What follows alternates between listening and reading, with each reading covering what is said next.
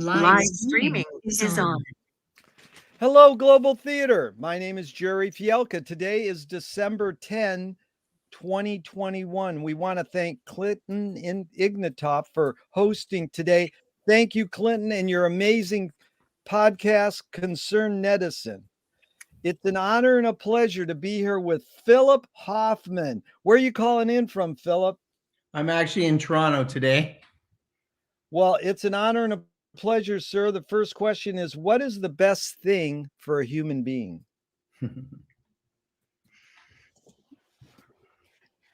Self-sufficiency. Oh, wow. I've never had that answer. That is a good answer. To suss it out a little, what do you mean by that?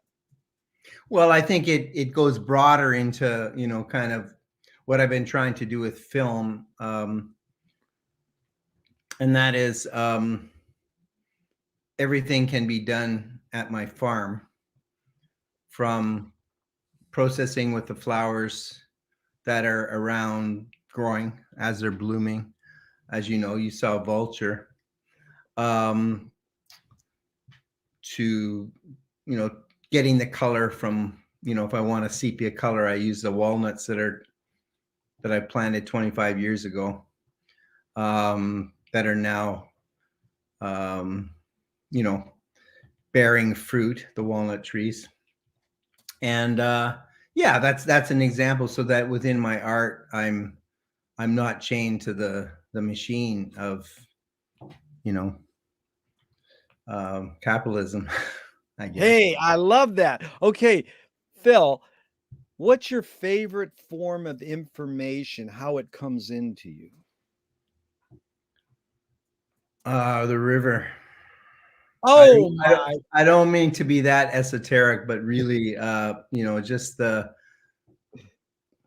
like anybody knows that the strum of the river rolling against the rocks, and that's where I can think the best. That is amazing. That touched me so deeply. We're going to get to a question at the end that goes, if a statue was built in your honor, where would you want it made? Where would you want it displayed, and what would it be made of? And my wife's mom said it would be a little mountain stream rippling over pebbles. And that caused me to say, then what would it be made of? Because otherwise I just say, so that just was beautiful, because it was metaphoric, saying the river, there's many rivers. So why do you think humans collect and gather information?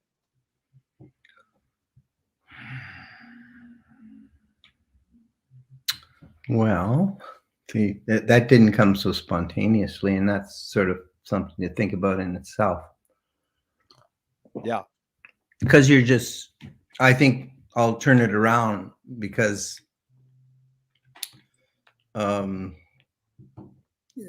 collecting and gathering is a process, and you've got to be in it. So to kind of intellectualize it is sort of contraindicated. It was good. Let's move on, because what I'm always curious about is rethinking the question, rewording it, having the question challenged. They're just like little jumping off points. Yeah. Well, it's a way to look at thought process. It's perfect. You have ESP, because we're going right into that next.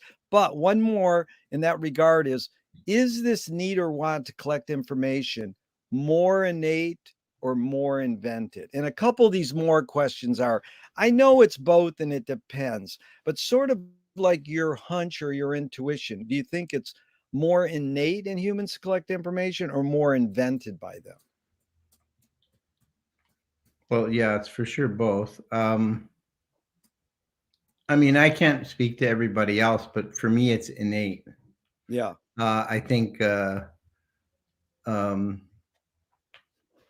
it started like that for me in terms of filmmaking.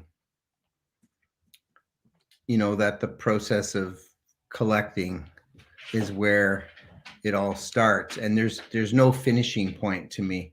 It's when I'm in the process, that's when I'm collecting, the best time. So there's nowhere else to be, and then films surface from that. Totally well put. I agree. Do thoughts create emotions?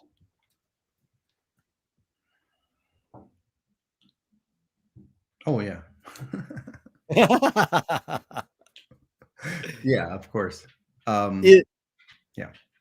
is thinking more innate or more invented?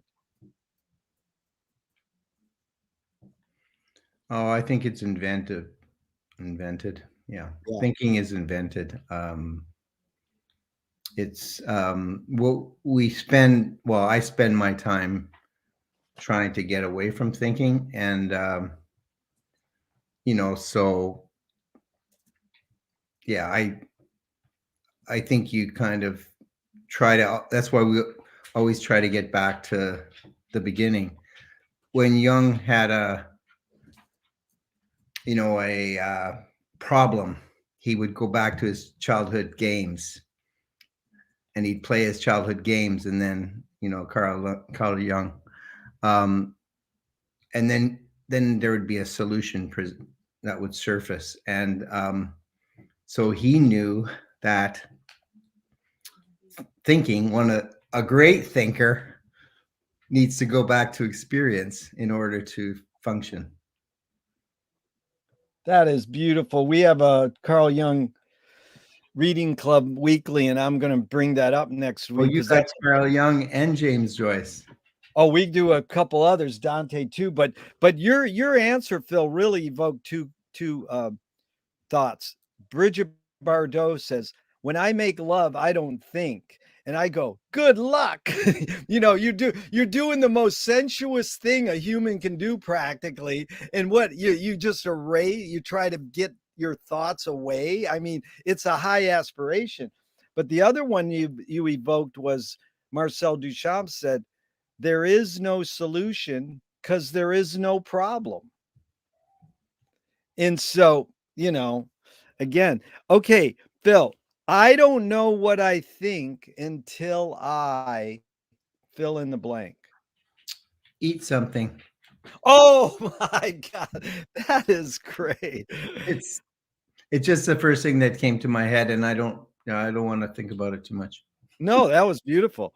Well, no, I got it from McLuhan says, "I don't know what I think until I say it." Joan Didion says, "I don't know what I think until I write it down." But Walter Benjamin loves to quote Duhamel. You might get a kick out of this being into film. "I can no longer think what I want to think. My thoughts have been replaced by moving images." Yeah, yeah, that's true. When my partner passed back in 1996, I made a film called What These Ashes Wanted, and I asked one of her best friends if she wanted to see the film, and she said no, because I don't want to have those pictures in my head. I want to remember her from my memory of her, and not from the film that I see of her, which made total sense. Total sense. Huge right now. Everybody and their mother has a documentary about him now. And that's how people are remembered. And it's like, that's only 90 minutes of this 60, 80-year life. I like that we could learn from that, but it's still like, that's how the future generations will know that subject. Whoop. Okay. Can humans think without language? Well, the key there is humans, and no, they can't. I like that. Okay, Chomsky says language is not just words. It's a culture, a tradition, a unification of community, a whole history that creates what a community is.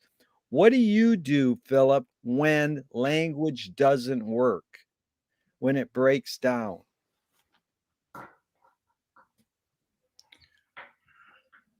That's an interesting question for me,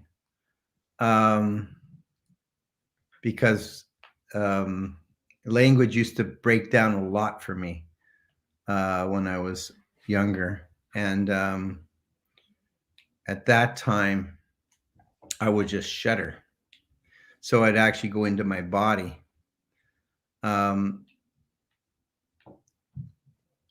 Now when language breaks down, I'm more relaxed, so I can understand that language isn't everything, and that there's ways of expressing what I want to express without language. So I'm more confident. I have triplet sisters, so they're older than me, and that sort of shaped me probably in a bigger way than anything, in a good way, because they were girls, I think. But it meant that they did all the talking. So it wasn't through working with film that I kind of found a voice. That was beautiful. You're so much anticipating all the upcoming questions. I love it. But I have to just tell you, when I asked a couple recent people, what do you do when language doesn't work? Guy said, breathe. And that was so beautiful to say, like you said, Yeah. relax. And the other one, the guy said, group hug. Oh, you know him too. It's Alex McKenzie. Okay. He said group hug. I love that one. That sounds nice for Alex. He makes Yeah. beautiful theater out west. Two questions from Alan Turing, 1950. Is thinking a function of the soul? You sure? Yeah. It's a small piece of it, but it is a piece of the soul. It has to be. The soul is everything. Oh, go ahead. Go ahead. Well, the soul is everything. So yeah, it has to be. Well, it's beautiful what you're saying, because most people, this is a new question I just started asking, and most people are saying, well, what's the soul? And you nailed it. You said the soul is everything. Yeah, and I think we're connected through that, right? And that's the commonality of all people, you mean? Yeah. Yeah. The second Turing question is, can machines think? Well, they can think, but you're just using language, so it's not the same as the way people think.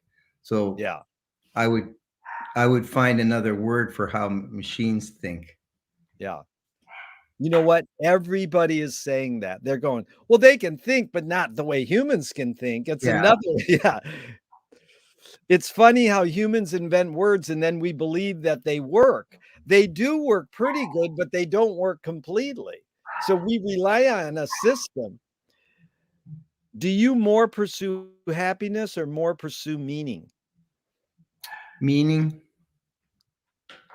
Yeah, it's because I'll never find it, but the search is what's important. And I mean, I suppose I find bits of it, but the fact that there's no end goal. If I would have said happiness, then there's an end goal. And there is no end goal. Yeah, Phil, there's no right or wrong answers to any of these questions, but that one you got right. Thank you. No, I got that from Viktor Frankl's Man's Search for Meaning. Yeah. And it's funny how people don't want to, anyways, it's an interesting thing because it's not just the two choices I'm giving, and it's not that it's one or the other. It's a combination, but you realize that happiness can end and meaning can last. That's what Frankl mainly said. So, does the brain more detect consciousness or create consciousness? Like, is consciousness there bubbling away and we're detecting it, or are we creating it? We create it. Yeah. What's faster, speed of light or speed of thought? Speed of thought. Dude, you're hitting them out of the ballpark, dude. Okay, Audre Lorde, the poet, said, "You can't dismantle the master's house using the master's tools." Yvonne Rainer responded and said, "You can if you expose the tools." What new tool do you suggest? Hand processing with flowers. Hello. What do you worry about when you go to bed at night? Oh, I'm working at not worrying. And so if I were to say what I worry about, then I'd sort of let worry win. Oh my God, that is beautiful. What's the difference between worry and concern? Well, concern is for all, and the other is sort of self-absorbed. Yeah. Amazing. Sorry. Yeah, concern is for all. Yeah. Yeah. Yep. McLuhan learned from the poet Ezra Pound that artists are the antenna of the race. They're broadcasting and detecting the hidden psychic effects of our inventions. So we don't really know how film has changed us, but we want to study it. And, there's these surface effects of film, and then there's other hidden psychic effects that are sort of like unintended consequences or how it shaped our behavior. So Pound said, if we look to the artists, they broadcast these hidden psychic effects so that we can learn to cope with what we don't like about the invention. So McLuhan's question is, and I ask you, why do humans ignore the hidden psychic effects of our inventions when we can learn about them from the artist? Well, the artist is not respected by the overall mainstream culture, because even when mainstream culture you know makes use of the artists, they're not really understanding the artist's gift. So, but then the artist can't really be the artist if they're part of mainstream culture. So that's a bit convoluted. So it's sort of just how it should be. Oh, that's total McLuhan. If it works, it's obsolete.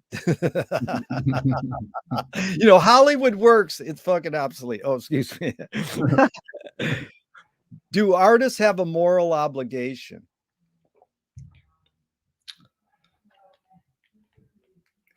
I'm just going to say to themselves, Yeah. yeah. Are you more afraid of new ideas or more afraid of old ideas? Well, I'm more afraid of new ideas. I'm more comfortable with old ideas, but in order to have new ideas, I need to deal with and understand new ideas, old ideas. So yeah. And that bounced around a bit. I'm basically saying I need to understand the future by understanding the past. Phil, listening to you talk and the times I've spent with you have always been enlightening. And I find it resonates with Wyndham Lewis, who said, artists live in the present and write a detailed history of the future. Which again, it sort of sounded convoluted, like what you just said, but it's interesting. Like if you live in the present, all times are happening now. But it's like, how can you consciously live in the present? It's like high aspiration. Well, yeah, you can for bits of time, and then when you're there, just like going into the rabbit hole, you can kind of take from that present moment and, you know, create your future. Yeah. Can you conjure up your earliest memory ever or one of them? Yeah. Can you describe it briefly, please? Sitting on my mom's lap, old TV in front, black and white TV in front. I guess the family's watching a show, and I have scissors in my hand, and the telephone line is coming across my mom's lap, and I cut it. And everything, all there is sparks. And I don't know if the sparks are from me cutting it or from my mother exploding. What a scenario. That is beautiful. And, you know, it reminds me of one of my most cherished books is Landscape with Shipwreck. It's called First Person Cinema and the Films of Philip Hoffman. Really intriguing book. And here on page 12, you have Octavio Paz's quote from A Tree Within. Memory, the thirst for presence. Beautiful. So is memory more a curse or more a blessing? Well, of course, it's both. It's a curse, but, you know, in order to make it a blessing, you know, we need to deal with memory. Like it's, I don't know if people can. I don't know if people can live without memory. If they say they do, I'm not sure I believe them, but like maybe in some, you know, someone meditating for their life. Well, it's funny because James Joyce sort of recommends in Finnegan's Wake, remember to forget. So tell me, you've sort of touched on this with your triplet sisters and your mom, but tell me someone within your immediate family and then outside your immediate family who was a role model and had an impact on you, and what specifically was that impact? Just briefly. You said someone within my family and then someone. Within, yeah, within your immediate family and then outside your immediate family.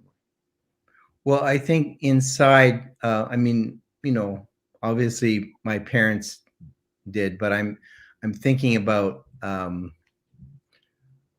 what's sort of led me into this field of working with film, and that's my uncle Morris was sort of the photographer of, you know, one side of the family. He made beautiful black and white prints, and he would get us to do all kinds of things, and we would take pictures of them, and then they'd be in the magazine. And I used those in my first film, On the Pond, where I used family photographs. So I think you know, I could easily have said my father and my mother and my sisters and all that, but for this round, I think, you know, I've never toasted him, so given him a toast. So I think he's deserving of one. He got me to understand the importance of the image and of family photographs. And in that film, On the Pond, I looked beyond the photograph. I looked what was outside the frame. That's where I learned about the photograph, because the photograph has a negative that we never see, and it's important to look at the negative or what's outside the frame. In terms of not a family member,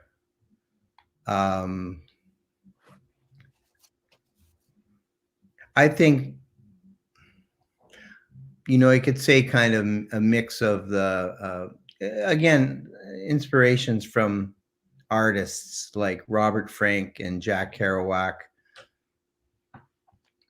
at a time when I needed to get out of Kitchener, which is, where I grew up. So the idea in there is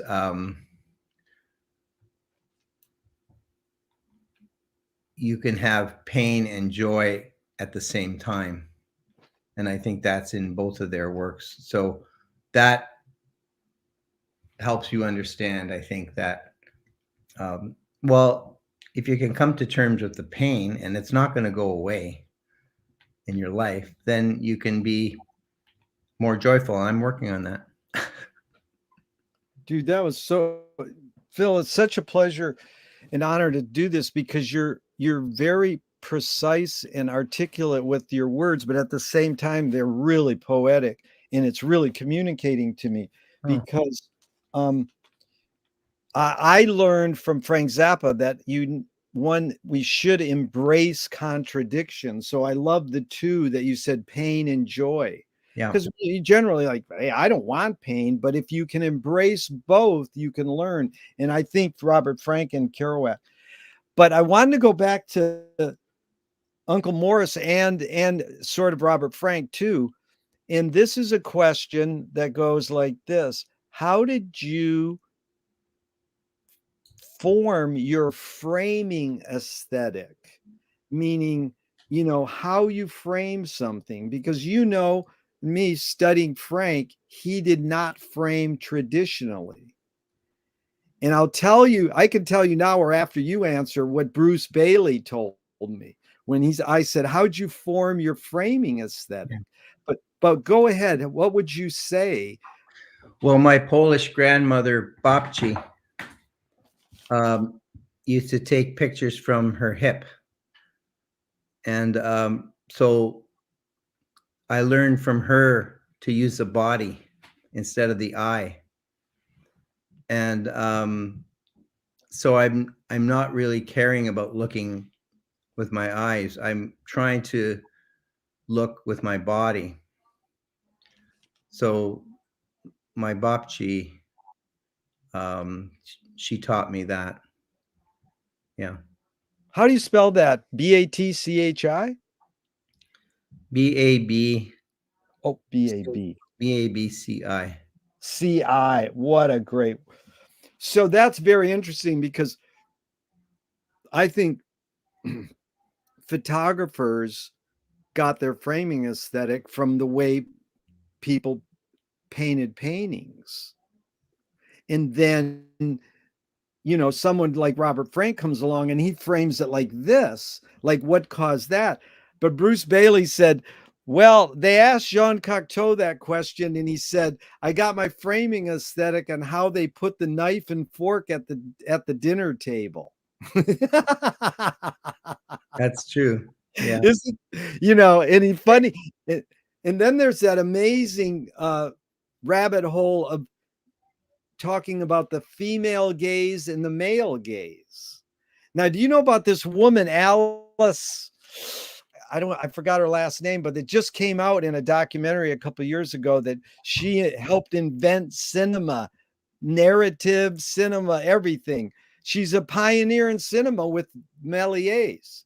So if you go, well, did she have the female gaze or the male gaze? Well, she grew up probably seeing mainly men's paintings and men's photographs.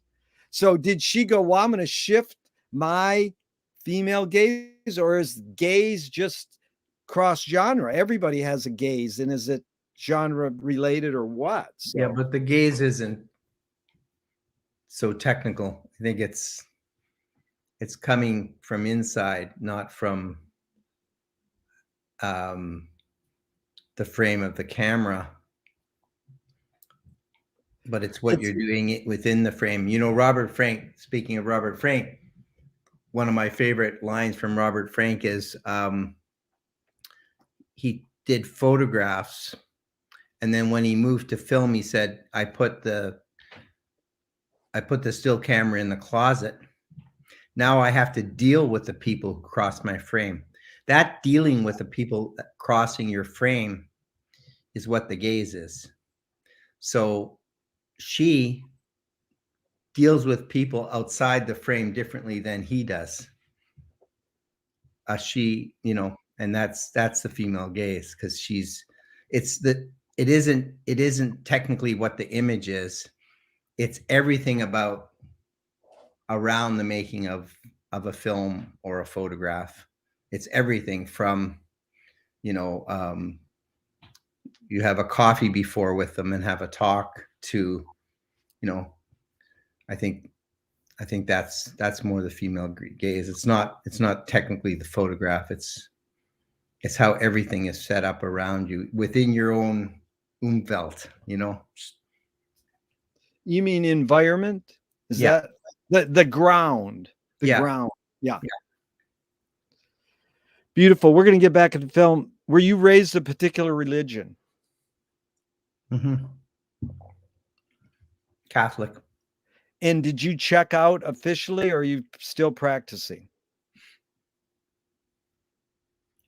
I don't think I ever practiced it, but I got something from it. Do you pray? Yeah, but not in a religious, not in a Catholic way. Yeah, it's more. Yeah, I don't want to. It's a cliche. It's more spiritual, but Yeah. I think that the transfiguration of the bread and the body and the wine and the blood is what experimental film is. It's turning one thing into something else. It's the alchemy of hand processing film that it's not, and why I'm interested in it. It's not,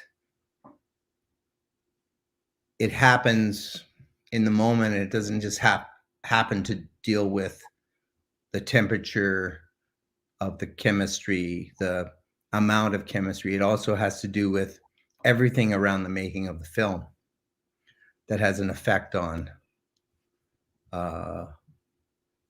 what you end up with. So magic. Yeah. So are you sort of saying it's physical and non-physical elements? Yeah. Yeah. Of course it is physical as well. Yeah. Yeah. But it's all those things. Yeah. Have an effect, because you see it when you do the hand processing, because you might make a mistake. Screamers. Is it a mistake? Or is it just your intuition overriding your brain? So I go by that, in my filmmaking, that it's never a mistake. And there's nothing so precious that it matters if I do something in a different way, or that's a better way to put it. I do something in a different way rather than I make a mistake. And that's what excites me, because this might sound abstract, but that's what excites me, because that's where I don't know what's going to happen. So, that moment in the dark room when the film is just, the silver is just forming, is a beautiful thing. And that's a birth every time. Every time you process something in a dark room.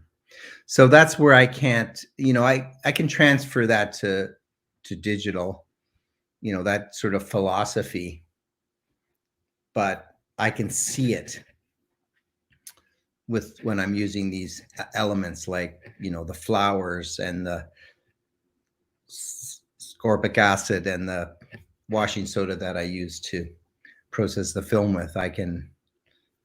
There are materials that I'm working with that can help me get to where I want to go. when I process film that way. Yeah. Beautiful. That was like McLuhan said, the gap is where the action is. He learned it from Joyce. Joyce said, mistakes are the portals to discovery. So, you go along with what's happening. I love that. If God does exist, what would you like God to say to you after you die? Hello.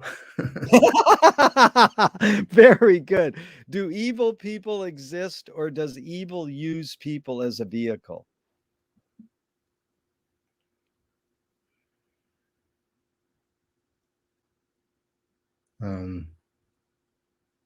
No, maybe repeat that. Do evil people exist, Oh, or does evil use people as a vehicle? yeah, that's tricky.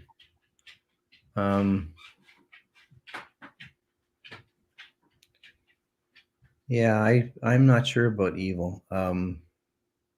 I don't. I think I have too much hope that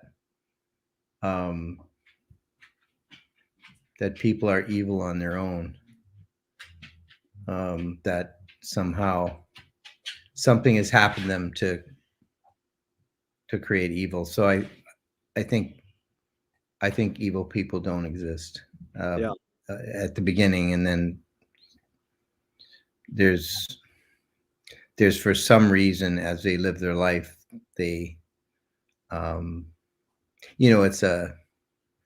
it's tragic because something every time I see that someone who does something evil, even if it's little things, it's a result of something that happened to them, and it doesn't mean they've made the right choice, but it does come from somewhere else, it seems, and they haven't learned to fight it off. They weren't given the tools to fight that off, and they, so that's sort of what I think of that. Yeah. And Phil, this next question is, how do you advise someone to deal with an enemy? And I'm going to set it up with a few modern thinkers' thoughts. Alan Watts says, if you acknowledge your enemy, you empower them. Coppola stole from the mob and the samurais, keep your friends close and your enemies closer. JFK said, forgive your enemy, but don't forget their name. And Fellini says, I need an enemy. So it's a lot of thoughts. The basic question is, how do you advise someone to deal with an enemy? But first, how would you react to Alan Watts? If you acknowledge your enemy, you empower them.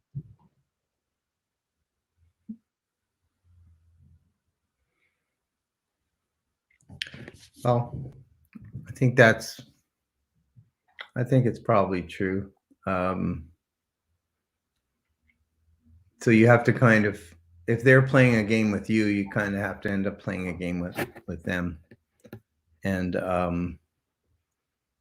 I think you can kind of shed their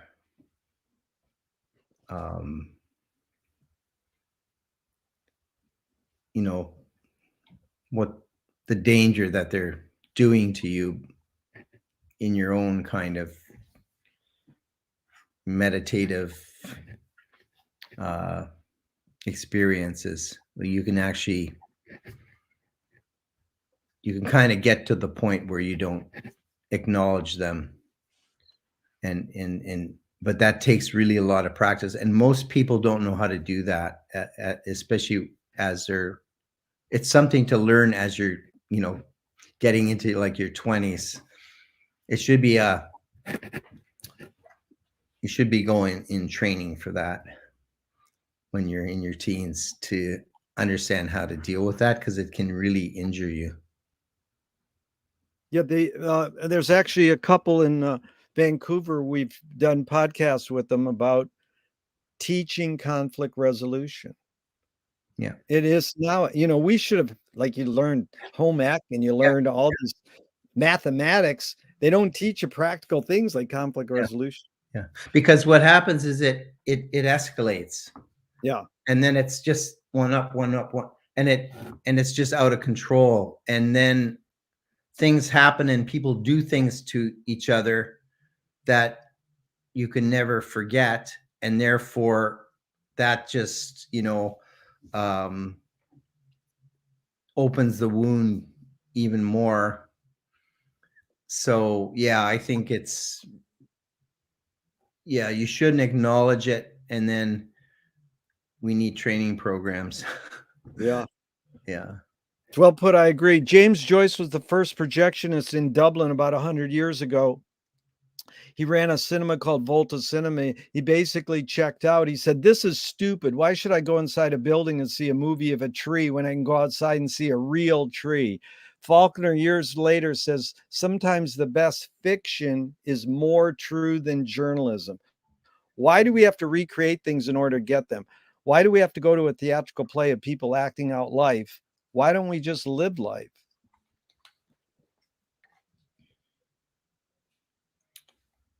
Well, it's not the same as life when you film that tree. It's a different thing because it's a different medium. So you're going through a different process. So it's not like you can have both. That's the way I see it. It's not. I just don't see it. I don't see it as the same thing.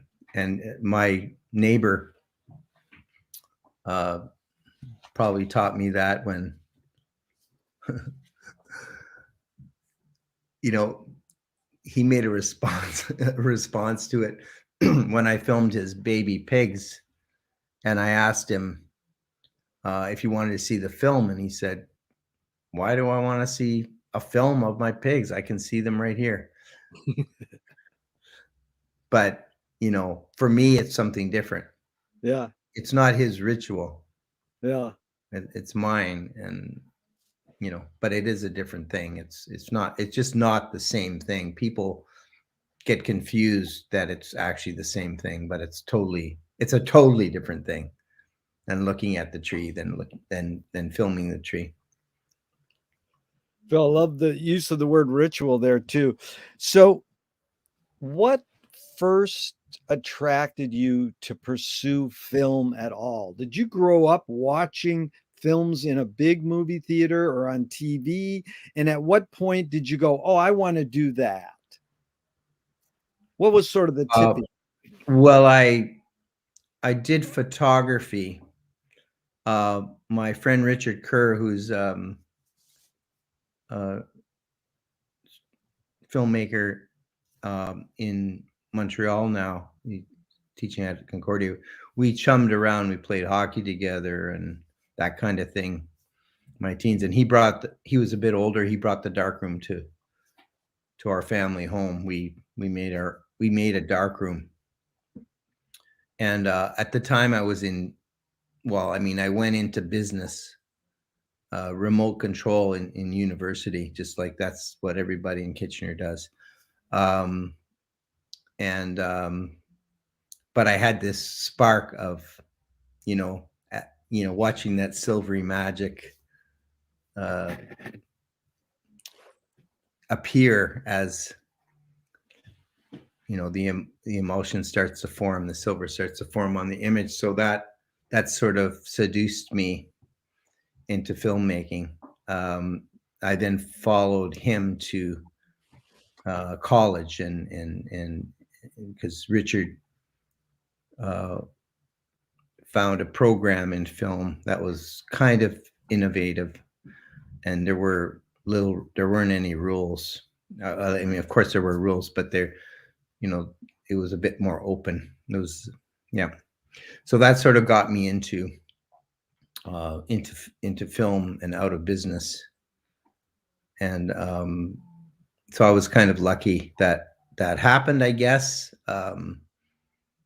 But I was into literature before all that, so it wasn't films. It was photography and literature and poetry that sort of set me up for an artistic career, I think. artistic life calling. Yeah, that's beautiful. I love that. And Phil, there was some point were you seeing normal mainstream films and then you saw an experimental film, or did you just sort of delve into experimental film? Just sort of walk us through a couple of Yeah, the it was. films or makers that like first opened your eyes to the possibilities of what could be done. Yeah, in Kitchener, it was, Woody Allen and that's the kind of thing that you would go to see. And then I think I saw my first experimental film at university when I was in business, and I just wandered into a cinema hall, and they were playing Ulysses, and I just got lost in it. And I don't think I thought much of it. It was just, I didn't like look for films like that, but I think I just knew that film could be something different from that. And then I fell into this program where most of the top teachers that I had were working within experimental film. So then I saw everything: American experimental film, and Canadian, Jack Chambers, Heart of London, amazing. You know, we saw lots of National Film Board films that, if you put all those things together, Ulysses, Yeah. National Film Board, and American Avant-Garde, and Jack Chambers, then you get sort of what I'm doing. Gotcha. And you're meaning Ulysses, the feature film by Joseph Strick. Yeah. Yeah, that's good. Yeah, very good. So, screenwriting teacher told me a great film is when you can clearly see the intention of the maker. Kubrick says the opposite. Great film is when you can clearly not see the intention of the maker. What role does intention play in your creative process? Well, I mean, it's weird, but when you're working within process, there's no intention. You're in the process, and you're like, that's where the thrill comes. So, it's not without a kick, and I do it. I'm hooked. I'm an addict. I'm a process addict.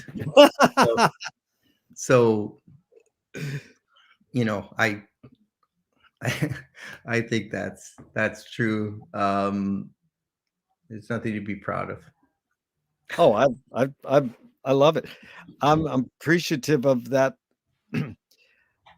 Nisham said there's no art without an audience. How much are you thinking of your audience when you're making your film?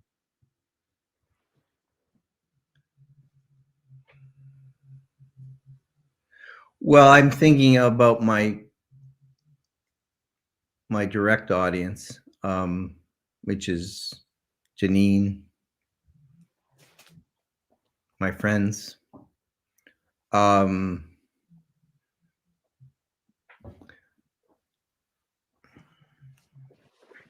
Yeah, that's fine. the animals. Oh, I like that. Because the cat watches. Yes. You gotta, serve everybody. McLuhan said that everything we invent extends some humanness. So clothing extends our skin, knife and fork extends our teeth, shutter in a camera or projector extends our eyelid. Philosophy maybe extends consciousness. What does the Bolex extend for you? What humanness?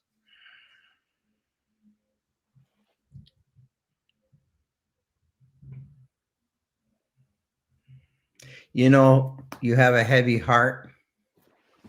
If you hold on to a Bolex, it's pretty heavy. So by holding on to the Bolex, you're kind of mending your heavy heart. It's again, it goes back to being in process. And when you're in process, you're not thinking of yourself. I remember I used to travel. I used to hitchhike across Canada a lot.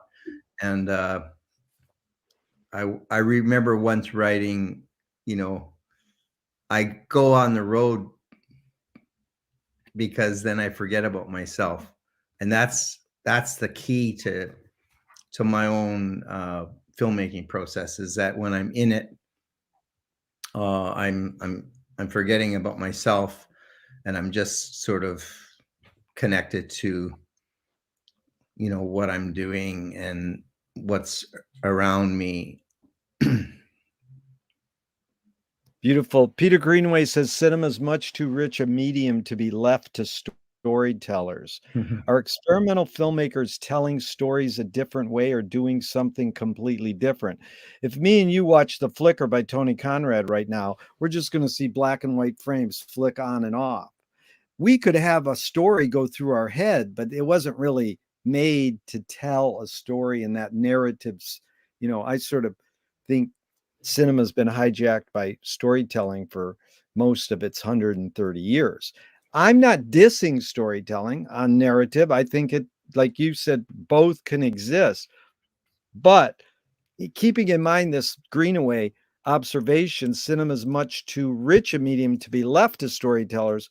What do you think? Are experimental filmmakers telling stories a different way or doing something else? Well, I think what he's saying is that that it's not all about what's on the screen. It's what's in everyone's consciousness that they bring to the screen. And I learned that from Greenaway at the Grierson Film Seminar when I had just started making films, and he showed the falls. And you imagine at a documentary film festival, he shows an anti-documentary. And what he had was, it's, it's a 3.5 hour film, and he had brandy on the tables outside so people could kind of come in and out as they please. That's what it's about. It's like the film isn't something that's contained. It may be in a can and all that, but it's not. It's what happens, what you bring to it. So I think that's the way I'd like to answer that, is that there's nothing wrong with the narrative that includes our own narrative that we bring to the film. And we learn that from the Flicker film, because we learn, that's the great thing about that type of materialist film. We learn right away that it's our perception of the medium that's playing a part in the viewing process. So,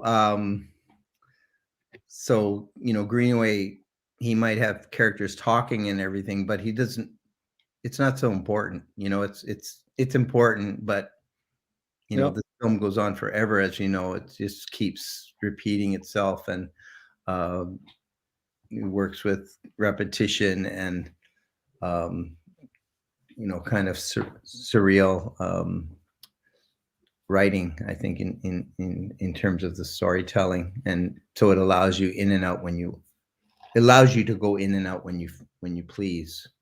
And there isn't one answer that is taught in film schools, that you have to have like a concept and have it all worked out, and then you have to give that concept to the audience. And like it's like you're giving them 5 pounds of hamburger. Really well put. I'm glad you got deeper into that quote. I get I never get people answering that question as deep as you did, so I appreciate that. If me and you were starting the Ann Arbor Film Festival 60 years ago with George Manupelli, it's pretty remarkable. You've been in the fest. You've won in the fest, but it's like the medium's only 130 years old, and he's gone about half the length of the medium with the festival, or the festival's gone. Would you want it to be more inclusive or more exclusive? And just set it up. I talked to Chick Strand about this, and she was starting Canyon Cinema at the same time with Bruce Bailey, and she said, we were just trying to recreate our 11-cent movie-going experience by showing a newsreel, a cartoon, and then an experimental film. Brackage came along and says, don't show that other stuff, just show experimental films. So what would you say, be more inclusive or more exclusive? Yeah, inclusive. I would like to see the cartoon as well, and we can always laugh at it, we can critique it, we can, it's all about looking at film. I mean, I think it if it's too precious, it becomes a closed group. Yeah. And I think it always should be open. And I've fight against that as much as I can, which is, what we do at the film farm, because I think it's so open that if you look at the film farm films, even though, because of the stock and the hand processing, things look the same. But if you look at films that people do, there isn't like one type of film. It's people react to where they're at, and then they work in process, and they put on the screen what is something that's inside of them, I think. So that's the important thing, not to make it's not, an industrial approach that we all should be making films like this one way or another. Yeah, that that's important for me. And I think in my own filmmaking, I've moved from autobiography into more formalist film, back and forth. So the materialist, structuralist people hate the autobiography films, and the autobiography film lovers hate this material structuralist film. But to me, it's just working with materials and working with as vast, a range of ways of working that I can muster.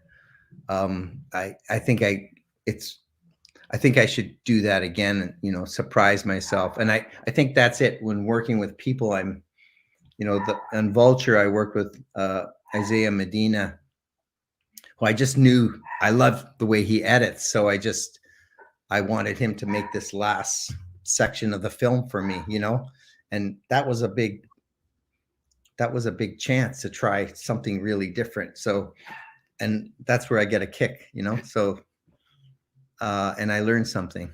So that's to me what I hope I can continue to do. And right now I'm talking with someone to make a film. He's like a student I taught like 30 years ago, who just out of the blue, we connected, and we've been rapping, and that's what I would call it. And I just don't know where it's going to go, but I think we're going to make something, and that's kind of exciting. He gives me something, and I guess I can give him something, or maybe, yeah. Great. Phil, it reminds me of McLuhan saying, carefully make plans, then do the opposite. It's sort of like takes courage, and you got to be brave to take risk. So what are the services and disservices of marginalizing experimental film? Jackson Pollock was on the cover of Life magazine in 1949, and regular folks could start forming an aesthetic on experimental painting. There was no Bruce Conner or Maya Deren on Life magazine covers. Generally, it's privileged, entitled, I call them rich art kids, who develop an avant-garde aesthetic and dominate the experimental film world. Any comment?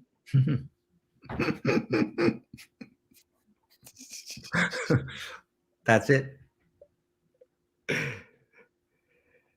Michael, yeah. go ahead. No, you got it. Yeah. Michael Apted told me 40 years ago, I said, why do rock video editors feel so obliged to edit fast? He says, because we've learned to take in information faster. Most people don't realize Abel Gance invented rapid montage in 1922, but it really flourished 40 years ago with rock videos. And so Marty Scorsese said, I cut my films faster because of MTV. So I ask this with a bias. Can we learn to take in information faster, or are we just brainwashed to believe we can? Oh, I think so. Yeah. I mean,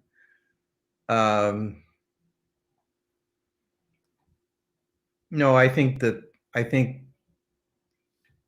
medium is the messages, and that's affecting you. And that's, we can grow with that in a whatever direction it takes you, so I mean, I think it's interesting that a lot of people, you're talking about fast cutting, but a lot of people are working now with slow cinema, and yeah, there's different ways of working that affects the brain in different ways. And to speak about that, I mean, I would like to just say something about digital and analog, because when I teach, let's say, the optical printer, because of course you can do things so fast on After Effects or whatever in the digital realm, but with the optical printer, you're shooting one frame at a time, and you're meditating on the image, and so that form, by looking at every image, different ideas come to you than pressing a button on the After Effects and letting the machine do it yourself. I'm not saying that one is better than the other, but certainly one is different. And I think that you have to decide as a maker what realm you want to go on. For me, meditating on each frame of a film allows me to get further into that image, and I like what surfaces for me, and that becomes the film. That becomes the film I'm working on. So yeah, I'm not sure where that came from, but something you said made me want to relate that story and how it's different. How that fast cutting, for instance, is going to do something. It's going to do something different to you than slow cinema, and it does have the possibility of affecting you and your mind. I think. Yeah, no, I appreciate that. Is it literally possible for humans to multitask? Yeah, I learned it a long time ago when I made a film called Passing Through Torn Formations, and in that film, it's an autobiographical piece, but the form is such that there's sometimes several images. It's a family story, but there's several images on the screen at the same time, and sometimes the soundtrack is layered with voices as well. And I showed it to some of my colleagues and film friends and so on, and I wasn't really getting a good response from it, from showing that, the way I was. This is back in like 1980, 86 or something, and then I showed it to my class, and they were like just totally into it, and I was blown away. They were all excited, and I said, well, why do you guys get it? But then I show it to my colleagues, and they said, well, we're used to talking on the phone, watching TV, doing our homework, Yep. doing all these things all at once, and that is just that's just heightened, of course. So yeah, I think that you know, the multitasking is something that is learned, and that it's possible to you know, kind of exercise the mind. The mind has great possibilities, so that just shows you how, you know, nonlinearity is what the brain can do. You can be sitting at home but thinking about a vacation. You know, you can be in more places, more than one place at a time, and the mind has that possibility, and probably many more possibilities. So this just gets us to this sort of experimenting with film and the medium just gets us to develop in directions that can serve what the brain can do, what the mind can do. Thanks, Phil. What was the motive of the cave artist? Not what Herzog put in his film, just your hunch. Well,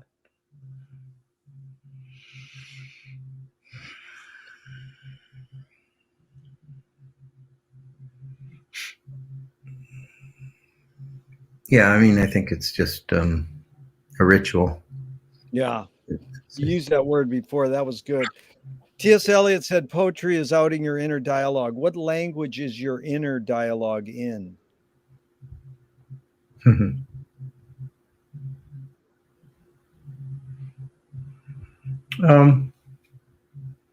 What language? Well, I think mine's in the way I speak. You know, there might be other aspects to it, but yeah, I think it's a voice. I think I hear voices.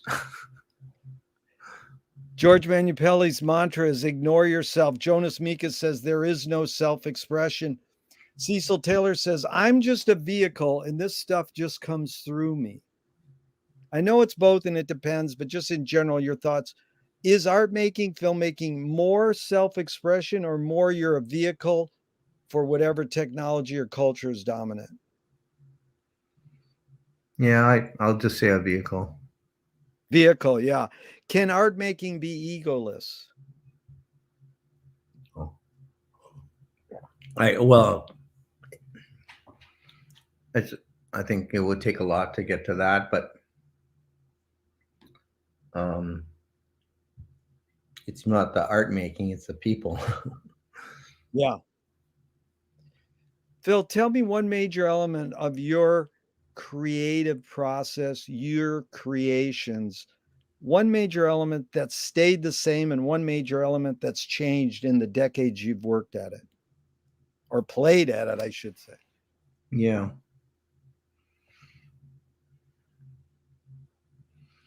Yeah, I mean,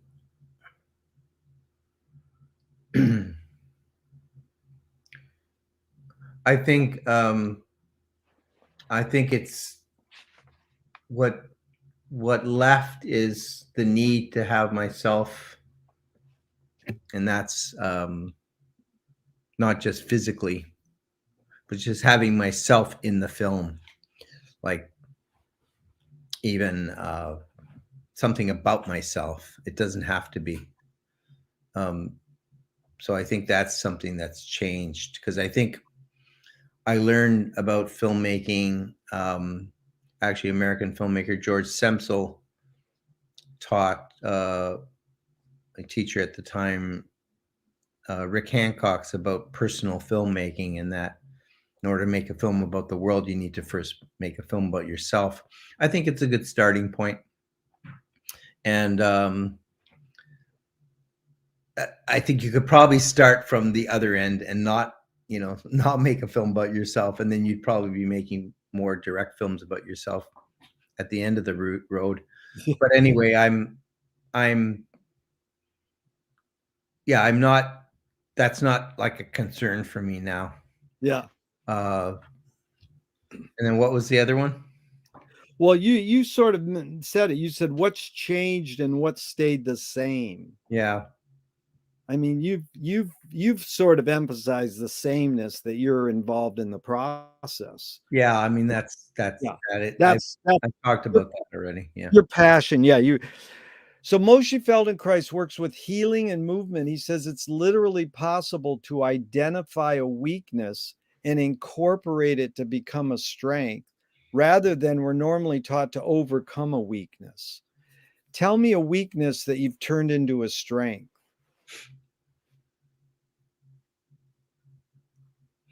Well, I think through my filmmaking, I I improve my expressive my actual talking, though sometimes it's hard to see that.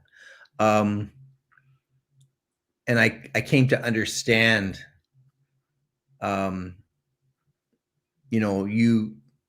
you relax me, just with your questions, and if I'm in that state, then I know that I can think better. So I now understand why I wasn't able to express myself when I was a lot younger through words. Wow.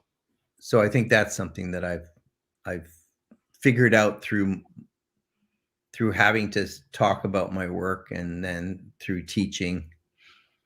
But even as a teacher, as I began as a teacher, I was showing more than I'm sure that the students were learning more from what I showed them than from what I said. Yeah. So I learned the value of putting them through an experience, rather than just like, kind of filling up their brain with words that I Yeah. give them, or theories or whatever. Yeah. It's beautiful. It's what I experienced being at the film farm myself, and I appreciated that experience a lot.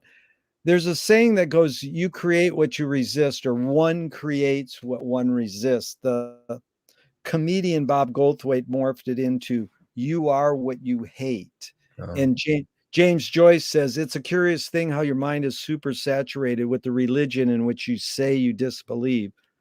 Louis Buñuel nailed it. He said, thank God I'm an atheist. So just your thoughts on this, Phil. One creates what one resists, Any thoughts on that?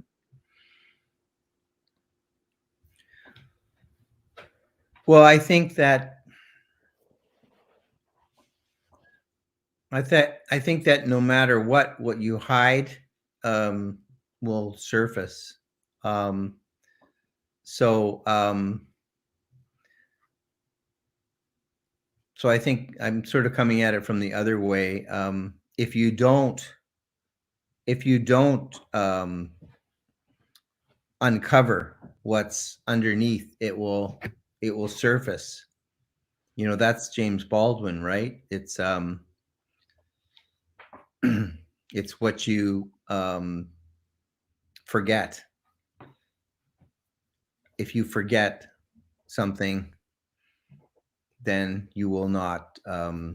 It'll come and bite you from behind. It'll get you. So I mean, I'm sort of going from the other way. So I would rather use that as a way to combat.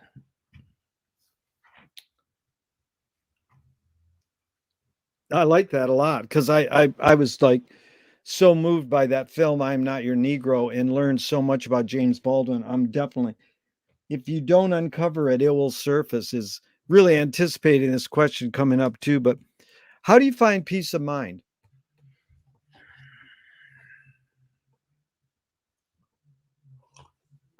How do you find peace of mind?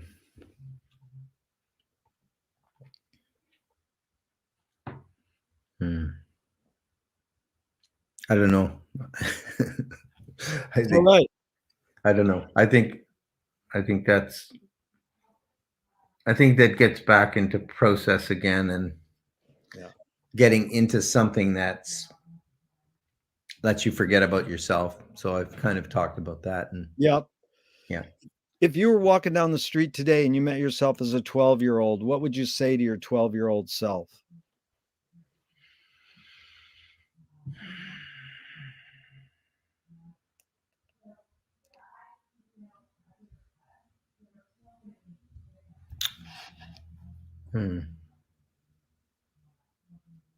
I don't know. I don't have the answer to that. Yeah. That's I'll all leave, right. I'll leave that one go. That's all right. Just a couple more, Phil, if you can. I really appreciate your time. Tell me something good you never had and you never want.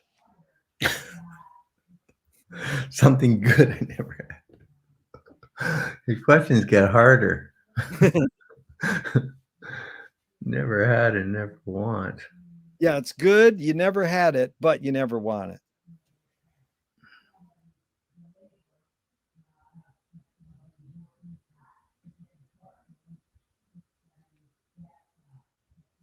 Nothing's popping to my mind. Can you forget to die?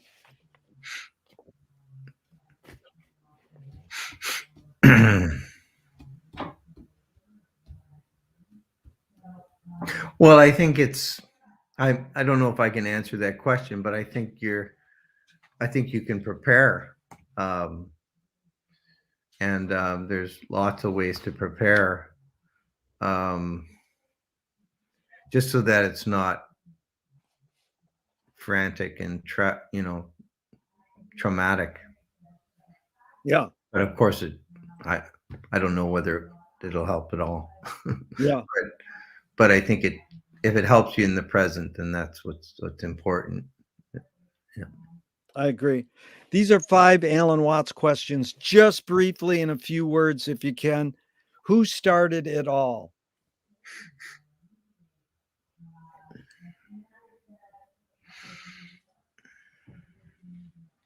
I don't have interest in Are we knowing. yeah, no interest in knowing, that's fine. Are we going to make it? Yeah, it's just it, it's just a transformation. Great word. Where do we put it? Where do we put what? You're answering a question with a question. You win. That's what this series is all about, inventing new questions. 2 more quickie Alan Watts. Who's cleaning it up?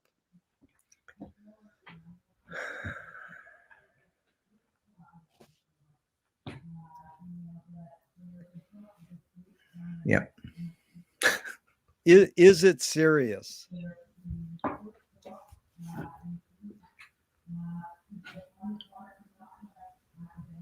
You mean the radio station?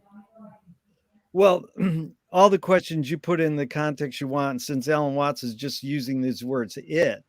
Yeah. That was a great answer. I've never had that answer. What's the healthiest cultural shift you see developing today?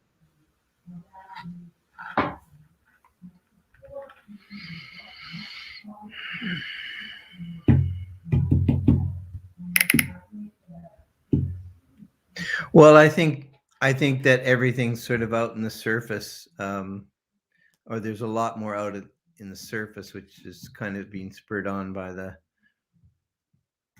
social media.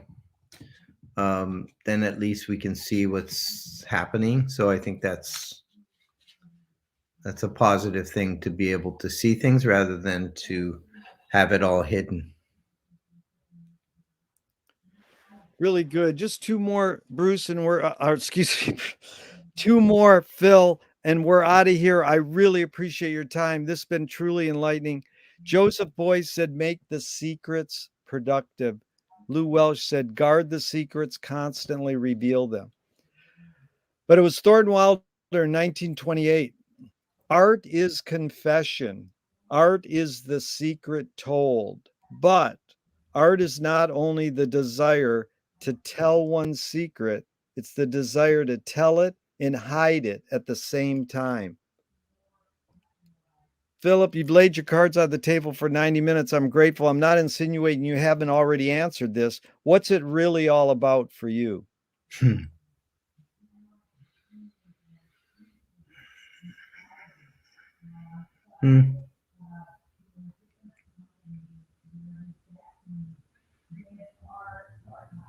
I think just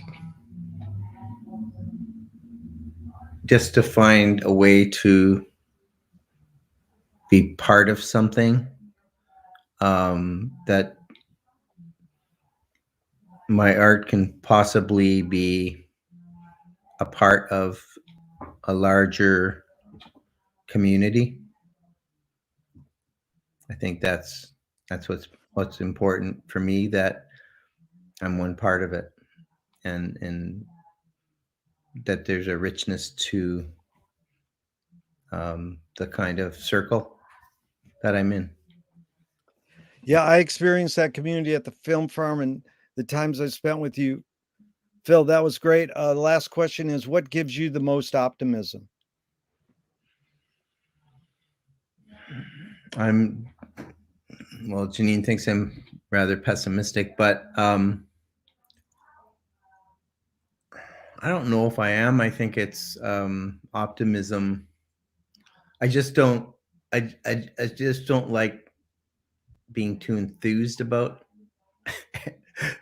things that, that's sort of I love when other people are enthused. Yeah. But I just can't, I guess I'm more cautious. I'm kind of the kid with the life jacket. And I,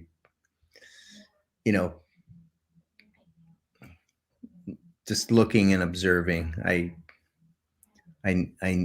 need to sort of look and observe, and then, that affects me. And then the whole artistic creation thing is something totally different. It's where what I've seen gets transformed into something that's my own and in relationship with the world, I guess. Thank you for your time and energy, Phil. It's really enlightening, and I love the fact that I saw the trailer for the Bolix film, and then there you popped in, saying something really amazing. The few words you say in that trailer is like, I've got to call him. I've got to get in touch with Phil, because it wasn't just like this surfacey comment. It goes a little deeper. It worked out nicely, Jerry, because today's my birthday, and I just said whatever comes is what's going to go. So I didn't think about it. I just, it's the day that I'm going to open up to whatever comes my way. And that's that. It's been a fun day. There's 2 or 3 other things that happened today, like not like this, but in a fun way. So yeah. Well, I wish you a very happy birthday. Thanks. Well, I can't wait till a time when we're together and we can hug and share more time. But that was really generous of you, especially on your birthday. What a generous person.